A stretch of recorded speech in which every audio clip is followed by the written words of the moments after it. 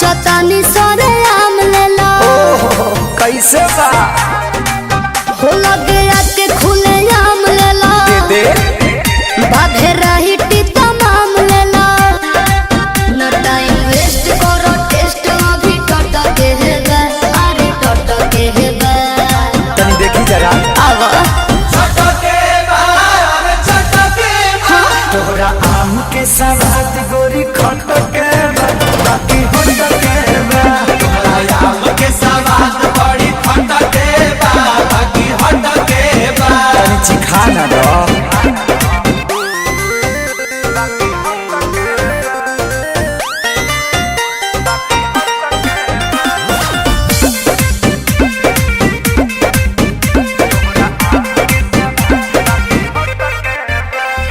खेत खाना दानी बा बाप के बागानी बा। ओहरे बागाने के आम बा। ले लो भर झोरा सस्ते ही दाम बा। बात राइट बा, एक बाइट में लोग के पता तो चलिए जाए। तोहरा चीज के न कवनो जवाब बाटे। जवाब बाटे बेहिसाब बाटे। चलो तहरा खातिर दू चार पैसा घट के बा। अरे घट के बा। हाँ तो दे दो।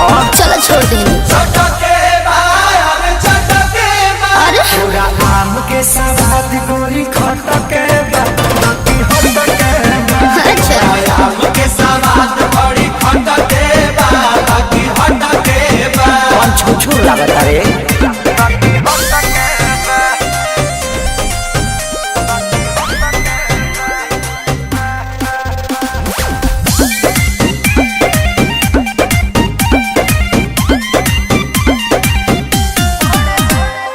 बड़े बड़े साइज बा भावना ना जायज बा।